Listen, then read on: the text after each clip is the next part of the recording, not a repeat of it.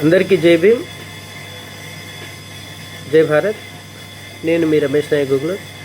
ఈరోజు మీ ముందు రావడానికి ముఖ్యమైన కారణం ఏంటంటే, ఇలా సోషల్ మీడియాలో ఏదైతే సేవ్ ఆరావళి అనే హ్యాష్ట్యాగ్ నడుస్తూ ఉందో దాని మీద ఒక 2 విషయాలు మనం మీతో పంచుకుందామని మీ ముందుకు రావడం జరిగింది.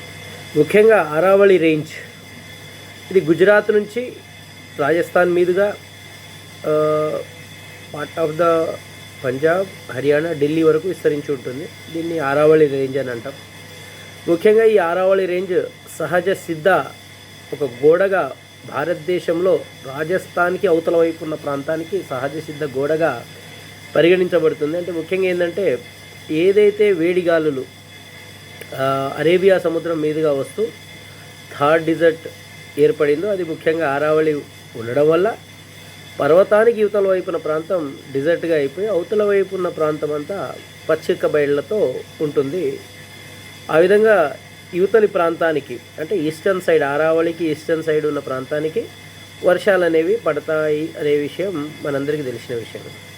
అయితే ఇన్ని రోజులు లేని ఈ యొక్క ఆరావళి, సేవ్ ఆరావళి అనే హ్యాష్ట్యాగ్ ఈరోజు ఎందుకు ట్రెండింగ్ అవుతూ ఉందంటే, భారతదేశంలో ఈ ప్రాంతాలలో 100 మీటర్ల కంటే తక్కువ ఎత్తు ఉన్న కొండలు కానీ, గుట్టలు కానీ, ప్రాంతం కానీ ఏదైనా ఉంటే దానిని ఆరావళిలోని సముదాయంగా గుర్తించారంట. ఇది కొత్త జీవో. ఈ జీవో వల్ల ఇక్కడి ప్రాంతంలో ఉన్న 100 మీటర్ల కంటే తక్కువ ఉన్న ప్రాంతాన్ని ఖనిజాల కోసము, లేకుంటే ఇతరతర అవసరాల కోసము, లేకుంటే కంపెనీలు స్థాపించడం కోసము, లేకుంటే మైనింగ్ కోసము గవర్నమెంట్ పర్మిషన్లు ఇచ్చినా కూడా అవి ఆరావళి రేంజ్లో సముదాయం కాదు కాబట్టి దానిని తవ్వుకోవచ్చనే పర్మిషన్ను ఇలా బీజేపీ గవర్నమెంట్, నేను చెప్పిన రాష్ట్రాలలో మ్యాక్సిమం బీజేపీ గవర్నమెంట్ ఉంది. వాళ్ళు ఈ యొక్క ప్రాంతాలను ఇండస్ట్రీస్కి, మైనింగ్కి ఇచ్చే ఆలోచనలో ఇట్లాంటి జీవోను తీసుకురావడం జరిగింది. ఆరావళి రేంజ్ కానీ, యువతల మన ఏ రేంజ్ అయినా సరే, అది సహ్యాద్రి రేంజ్ అయినా సరే, లేకుంటే పశ్చిమ కనుమల వెస్టర్న్ ఘాట్స్ అయినా సరే, లేకుంటే ఈస్టర్న్ ఘాట్స్ అయినా సరే, లేకుంటే షెడ్యూల్ 6 ప్రాంతాలు అనగా ఈశాన్య రాష్ట్రాలలో ఉన్న కొండలైనా సరే, లేకుంటే ఏ కొండలైనా సరే, భారతదేశంలో ఈ కొండలను తవ్వడాన్ని మనం ఆపాలి. లేకుంటే భారతదేశము భవిష్యత్తులో కరువు కాటకాలతో కొట్టుబిట్టాడే అవకాశం ఉంది. కాబట్టి చాలామంది ప్రజలు, చాలామంది పర్యావరణ ప్రేమికులు దీన్ని ఖండిస్తూ ఉన్నారనే విషయం మనం తెలుసుకోవాల్సిన అవసరం ఉంది. ముఖ్యంగా ఈ ఏరియాలలో, ఆరావళి ప్రాంతాలలో, ఏదైతే ఆరావళి రేంజ్కి అవతల వైపు ఉన్న ప్రాంతాలు, ఈ యొక్క కొండల యొక్క తవ్వకాలు జరిగితే దానితో కరువు కాటకాలు వచ్చే పరిస్థితి కనబడతా ఉంది.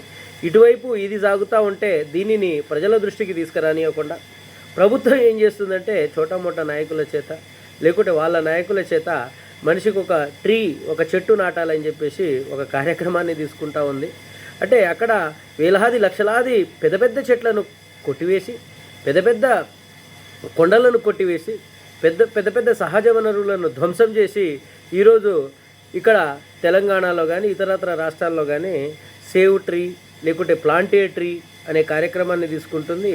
ఈ విషయాన్ని మనం గమనించాల్సిన అవసరం ఉంది. ఎందుకంటే ఈ ప్రభుత్వాలు ఏం చేస్తారంటే, ఒక దగ్గర ఒక ఇష్యూ నడుస్తూ ఉన్నప్పుడు దాన్ని డైవర్ట్ చేయడం కోసం ఇంకొక ఇష్యూను నడుపుతూ ఉంటాయి. కాబట్టి మన యొక్క ప్రజలు అప్రమత్తంగా ఉండాలి. మన చుట్టుపక్కల ఉన్న సహజ సిద్ధమైన ఇట్లాంటి కొండలు కానీ, గుట్టలు కానీ మైనింగ్ జరగకుండా ఆపాల్సిన బాధ్యత మన పైన ఉందని చెప్పేసి తెలియజేస్తూ నాకు ఈ అవకాశం ఇచ్చినందుకు మీ అందరికీ జై భీమ్, జై భారత్.